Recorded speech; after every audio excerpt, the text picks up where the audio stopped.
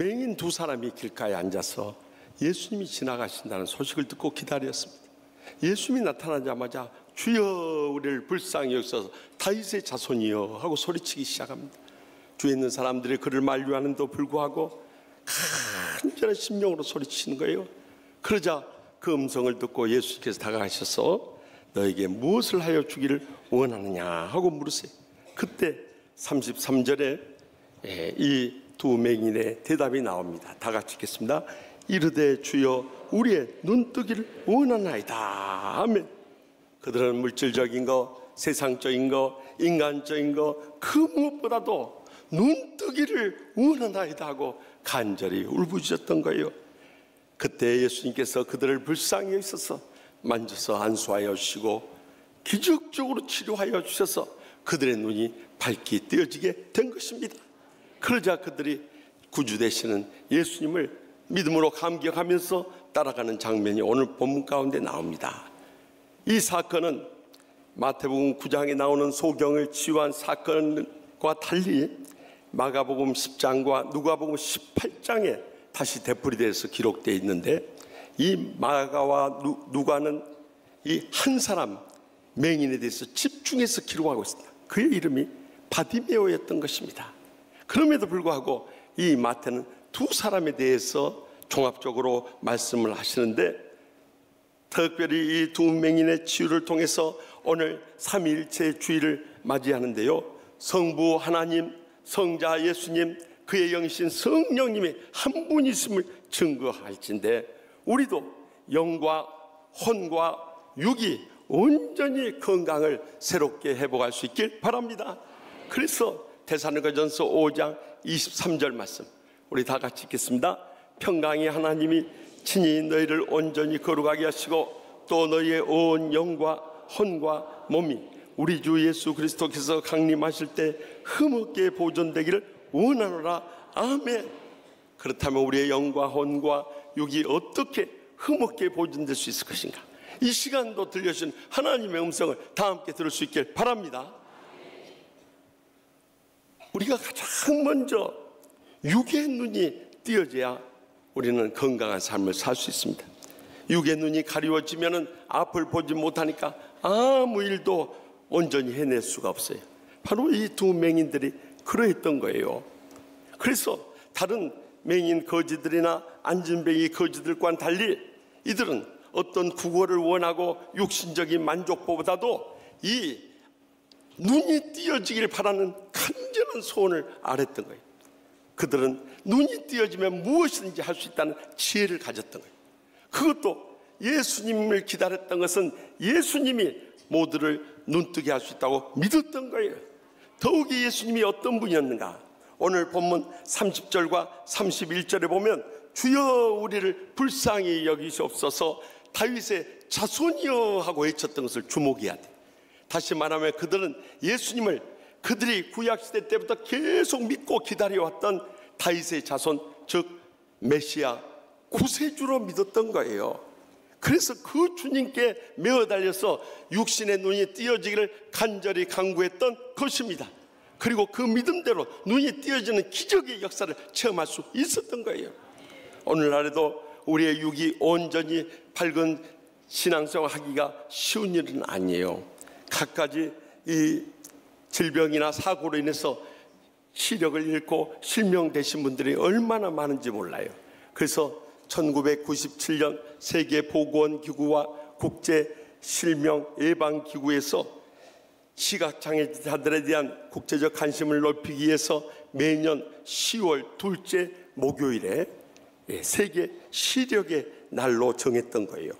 실제로 2011년 통계만 보더라도 이 땅에 시각장애로 고생하신 분들이 2억 8천여만 명에 이르고요, 또 실제로 실명되신 분들은 4,500만 명에 이르게 된다는 거예요. 그래서 지금 현재도 5초당 한 명씩이 실명을 해가고 있는 위기 속에 살아가고 있습니다. 그래서 이 추세대로 계속 나가게 되면 2020년 내년에는 전 세계 7,600만 명이 실명할 것을 경고하고 있어요.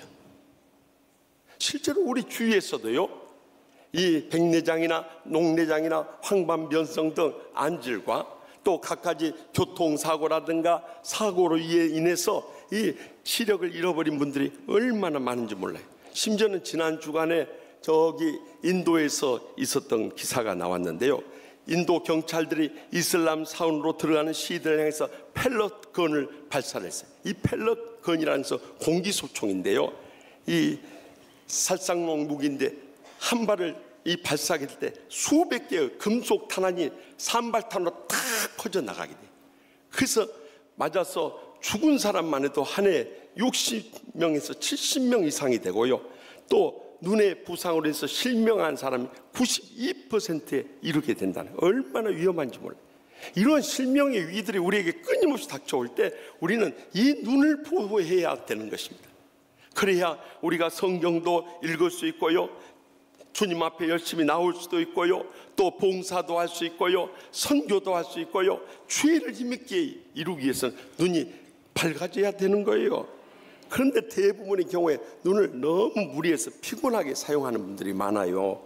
그래서 어두운 데서 TV를 보거나 책을 읽거나 흔들리는 차 안에서 스마트폰을 만지거나 또 비스듬한 자세에서 소파에 누워서 TV를 보거나 책을 보면 여지없이 시력이 약화될 수밖에 없는 거예요. 설령 그렇게 해서 우리의 육신의 건강을 잃었다 할지라도 우리는 모든 생명과 건강을 주관하시는 주님 앞에 간절히 부르짖으며 기도해야 하는 것입니다. 왜냐하면 주님께서 우리의 육신의 모든 건강을 주관하시고 역사하시고 치유하신 줄 믿기 때문이에요. 육신의 눈은 띄어져 있을지 모르지만 마음의 눈이 안 띄어진 분들이 있어요. 지금까지 한국교회가 영적으로 은혜 받으라, 육적으로 축복받으라 얼마나 많이 강조했어요. 그래서 우리가 영적인 은혜도 많이 받고 육적인 축복도 많이 누리고 있어요. 그런데 이 마음을 터치를 못 해주니까 마음이 치유되고 회복되지 못해서 마음의 눈이 감겨져 있는 거예요. 그런 사람들은 매사가 부정적이고 비판적이고 입만 열면 불평하고 원망하고 험담하고 비방하는 일이 있습니다. 이미 사탄이 그 삶 가운데 살아 역사하고 있는 것입니다. 그러다 보니까 모든 삶이 지옥으로 변해버리고 자기만 지옥에서 사는 것이 아니라 그런 사람이 가정에 있으면 가정을 지옥으로 만들어, 그런 사람이 직장에 있으면 직장을 지옥으로 만들어, 그런 사람이 교회 안에 있으면 교회를 지옥으로 만들어버려요. 이 얼마나 불행하고 고통스러운 일입니까? 그렇게 목사, 장로, 권사, 집사람들 무슨 의미가 있어요? 평생 신앙생활에도 그것은 자기 착각이요, 자기 기만이요, 자기 위안의 종교 생활을 할 뿐이에요. 진정으로 영적으로 마음이 치유된, 마음의 눈이 뜨인 삶을 살 수 없는 거예요. 지난 주간에 정신의학자인 정혜신 박사가 쓴 당신이 옳다라는 최근의 베스트셀러를 읽었어요.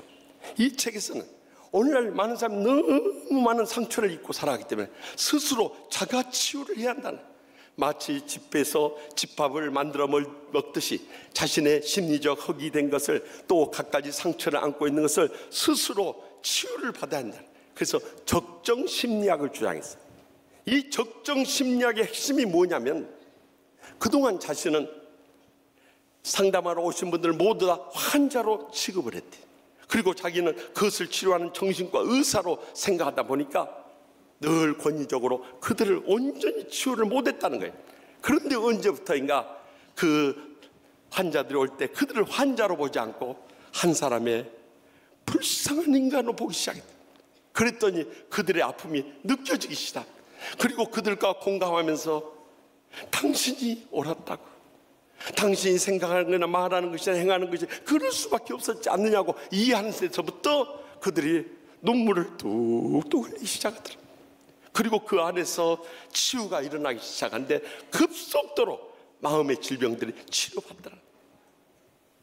이것을 영적으로 풀어볼 때 우리는 주님 앞에 나가서 십자가 앞에서 이렇게 주님과의 만남을 우리가 회복해야 되는 것입니다. 그러나 우리가 이 육신의 눈이 띄어지고 마음의 눈이 띄어졌다 할지라도 영의 눈이 띄어지지 않으면 우리는 사탄의 역사에서 헤어나올 길이 없는 거예요. 사탄은 무엇을 통해서 역사하는가? 가장 먼저는 거짓을 통해서 역사를 하는 겁니다. 그러니까 이 사람이 하는 말을 관심 있게 귀 기울여 들으면서 그 말하는 것을 분석해 보면 분명히 진위가 다 드러나요. 거짓 때문에 이미 그 안에 사탄이 역사하고 있는 거예요. 전주일에 여기 가까운 인천 부평구에 있는 한 아파트에서 종이 상자에 담겨 숨진 채 그 외할아버지에 의해서 발견된 7살짜리 젖먹이 딸 살인 사건을 기억하실 것입니다. 그 엄마 아빠가 거짓말로 뭐랬냐면, 외출 갔다 오니까 같이 놀던 강아지가 긁어가지고 연고 바르고 자고 일어났는데 그 다음날 죽었다고 그랬어요. 나중에 알고 보니까 엿새 동안이나 돌보지 않고 방치된 채 버려져 있었던 거예요. 그래서 그 엄마는 가서 술 마시러 친구들하고 올려다니고, 그 아버지는 PC방에서 인터넷 게임 하다가 엿새 만에 그것도 할아버지가 먼저 와서 소식이 없어 듣게 됐어요. 그래 놓고도 경찰한테 가서는 걔가 아무래도 해를 가했던 거예요. 이번 사건에서 걔들이 얼마나 상처를 받아버린지 몰라요. 그래가지고 걔들이 말을 할 줄 알았으면 바로 그 엄마 아빠한테 달렸던, 이 걔만 또 못한 인간아 하고 달려들었을 거예요. 그런데 걔들이 뭔 죄가 있냐면, 나중에 걔들의 억울하고 온통한 누명이 벗겨지긴 했습니다만 사탄이 이렇게 교활한 거예요. 그러니까 여러분들, 이것이 영적으로 바로 돼 있는가 안 돼 있는가를 확인하려면 직접 당사자가 가서 한 번만 물어보면 진실은 밝혀지는 것입니다. 대부분 사람들 그렇지 않아요. 그 말을 듣고 그 목사님, 그 장로님, 그 권사님, 그 집사님, 그 남편, 그 아내, 그 자식들, 그 부모들 다 나름대로 그렇게 판단합니다. 거기에 이미 사탄의 역사는 시작된 것입니다. 그러므로 인해서 사탄은 우리의 가정이나 직장이나 교회나 평안한 것을 보지를 못해요. 제가 분명히 말씀드렸죠. 50주년 희년을 맞아서 사탄의 역사가 분명히 있을 거라고. 우리는 항상 경계하면서 이것을 영적으로 분별하고 대적하고 물리치며 승리할 수 있길 바랍니다. 그래야 우리는 영적인 새로운 세계를 바라볼 수 있게 되는 거예요. 그것은 믿음의 눈으로 바라볼 수 있는 거예요. 히브리서 11장 1절에서 2절에 뭐라고? 믿음은 바라는 것들의 실상이요 보지 못하는 것들의 증거니 선진들이 이로써 증거를 얻었느니라. 믿음의 눈으로 볼 때 다 우리는 영적으로 분별하고 또 모든 것을 다 맡기고 주님의 은혜와 축복과 행복 속에서 편안한 신앙생활을 할 수 있는 것입니다.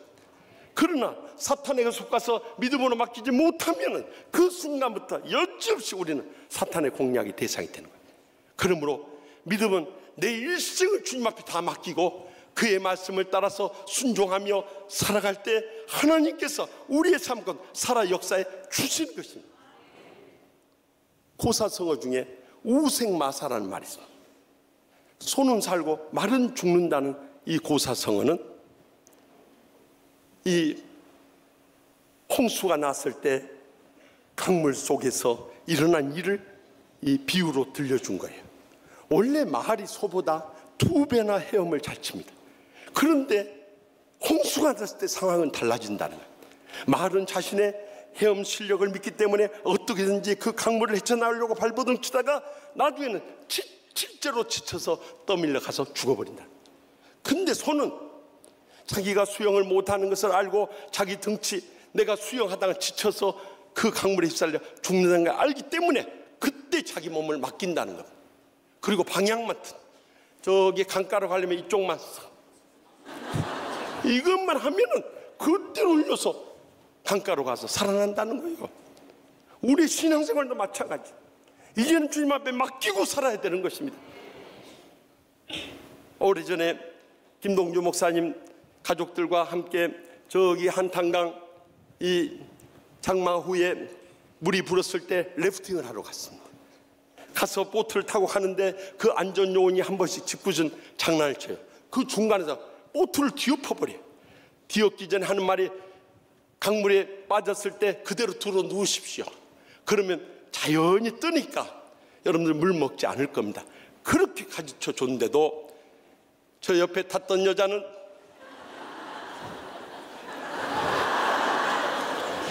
들어 누우면 될 걸 가지고 거기서 여보 나 살려줘, 여보 나 살려줘 하면 소리치면서 막 들어갔다 나왔다 들어갔다 나왔다 하면서 그 탕물을 계속 마시는 거예요. 그래서 제가 견디다 못해서 누우면은 뜨니까 누워요 누워. 그런데도 안 눕고 막 물 마시면서 막 살려달라고 그래서 제가 일부러 눕혀버렸습니다. 그래가지고 건져낸 일이 있었어요. 내가 그 여자와 39년째 살고 있어요. 여러분, 신앙생활은 다 맡기는 거예요. 그리고 나면 영적인 세계가 열려지고 얼마나 은혜롭고 축복되고 행복한 신앙생활 날마다 순간마다 목격하고 체험하며 증거하며 살아가게 되는 것입니다. 우리만 은혜 받고 축복받고 행복한 것이 아니라 이것을 우리 주위 사람들 전하면서 살아야 되는 거예요. 여성운동가 민주화의 성각자였고 고 김대중 전 대통령의 영분이었던 이희호 장로님께서 하나님의 부르심을 받았습니다. 그의 일생은 다른 영부인과 아주 특별한 점들이 많이 있었어요. 이화여전을 졸업하고 서울대 사범대를 나오고 미국에 유학 가서 공부한 아주 신세대 이 엘리트 여성이었습니다. 그래서 돌아오자마자 YWCA 총무를 맡았어요. 그런데 그에게 이 종매가 들어온 것입니다. 그가 그때 당시 아내와 사별하고 홀 어머니와 또 두 아들과 또 병든 누이를 부양해야 되는 정치신인 김대중 전 대통령이었어요. 그래서 주위에서 다 만류를 했어요.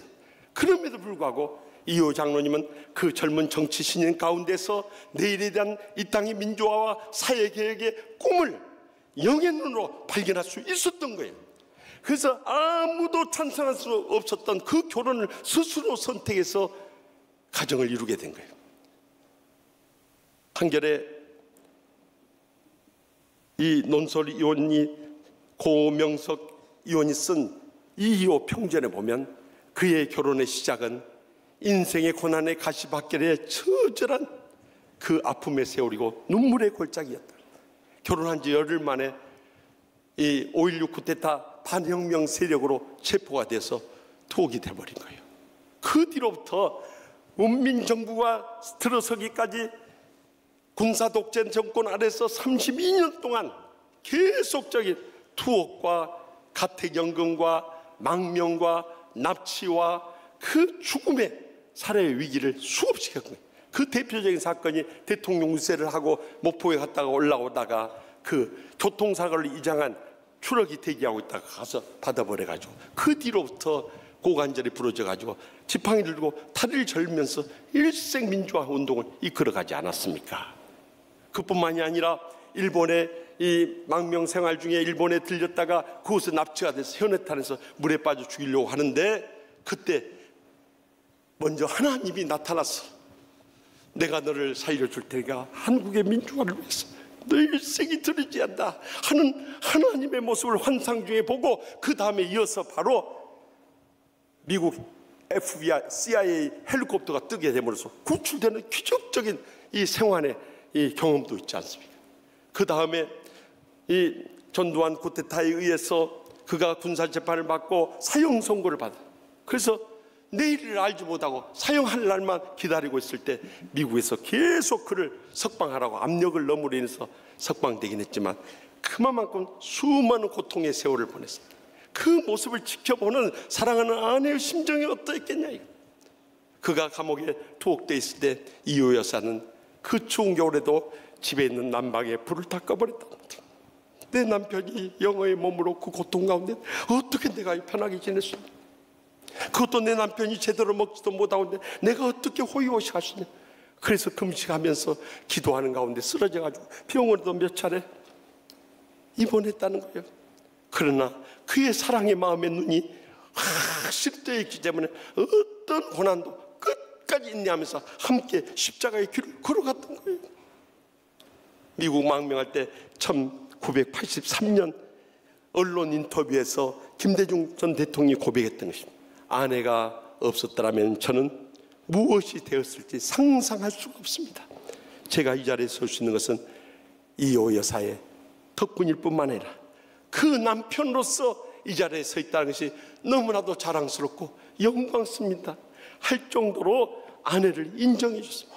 그뿐만 아니라 김대중 대통령과 이호 여사를 아는 분들은 똑같이 하는 말이 이호 여사가 없었다면 김대중 대통령도 존재할 수 없었다는 거예요. 특별히 김대중 대통령이 다시 이 정계로 돌아왔을 때 그에 대해서 거짓말장이다, 빨갱이다, 얼마나 많은 비난이 쏟아졌습니까? 그때도 그 모든 것을 한 몸으로 막아준 분은 그의 사랑하는 아내 이효 여사였던 거예요. 결국 사수 끝에 그가 대통령에 당선되고 국민의 정부가 출범했을 때도 보통 대통령 같으면 적폐를 청산한다고 과거의 정적들을, 그 세력들을 얼마든지 탄압할 수 있어. 그런데 김대중 대통령이 가장 감동적이었던 것은 그 원수들을 다 용서하고 동서간에 화합이 있어 박정희 대통령 기념관을 세워줘야 한다고 국고를 지원하게 앞장섰던 분이 김대중 대통령. 그를 죽이려고 했어. 더욱이 그를 죽이려고 했던 전두환 대통령, 노태우 대통령, 그분들을 전부 청와대로 초청했어요. 아마 역대 대통령 가운데서 전임 대통령 그렇게 많이 청와대로 초청해서 대접한 일이 없었을 거예요. 왜 그렇게 할 수 있어요? 그는 십자가의 사랑을 체험한 사람. 어떤 원수라도 용서하라는 주님의 명령을 따라서 그는 화해하고 또 회복되는 일에 모든 걸 다 쏟았던 것입니다.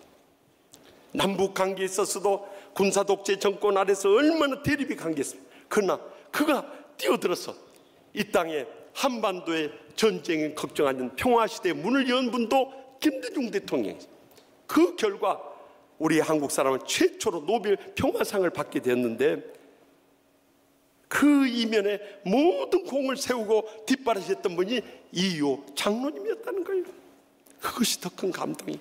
이제 그의 사명이 다 끝났는지 지난 월요일 밤 사랑하는 가족들에게 마지막 유언한다. 그동안 참 우리에게 베풀어 준 국민의 사랑을 잊을 수 없기 때문에 하늘나라 가서도 우리 대한민국 국민을 위해서 기도하고 민족의 통일을 위해서 기도하겠다는 마지막 유언을 남기고 사랑하는 가족들과 함께 그가 평생 좋아했던 찬송가 384장 나의 갈 길 다 가도록 함께 부르면서 주무시듯이 편안히 떠나갔다. 나의 갈 길 다 가도록 예수 인도하시니 내 주 안에 있는 긍휼을 어찌 의심하리요. 믿음으로 사는 자는 하늘 위로 받겠네. 무슨 일을 만나든지 만사연통하리라. 무슨 일을 만나든지 만사연통하리라. 나의 갈 길 다 가도록 예수 인도하시니 어려운 일을 당할 때도 족한 은혜 주시네. 나는 심히 고단하고 영혼 매우 가르나 나의 앞에 반석에서 샘물 나게 하시네. 나의 앞에 반석에서 샘물 나게 하시네. 나의 갈 길 다 가도록 예수 인도하시니 그의 사랑 어찌 큰지 말로 할 수 없도다. 성령 감화 받은 영혼 하늘나라 갈 때 영영 부를 나의 찬송 예수 인도하셨네. 영영 부를 나의 찬송 예수 인도하셨네. 이 찬송을 부르시더니 조용히 주무시듯이 떠나가더라는 것입니다. 사랑하는 성도 여러분, 우리 인생도 그렇습니다. 언젠가 한 번은 떠나갑니다. 어떻게 떠날지만 알 수 없습니다. 그러나 우리의 남은 생활생 영의 육신의 눈이 띄어지고 마음의 눈도 띄어지고 영의 눈도 띄어질 수 있다면 우리도 이 땅에 산 동안 천국의 축복과 행복의 감격 속에 마지막 때 사명 감당하며 충성을 다하며 복되게 쓰임받다가 주님 부르신 날 주여 일생토록 제 사명 감당하느라고 힘들고 어려웠지만 이제 다 마쳤습니다. 주님 부르시니 제 영혼을 기뻐받아 주시옵소서 하고 주님 품에 영원히 안기는 은총이 우리 모두에게 함께할 줄 확실히 믿습니다.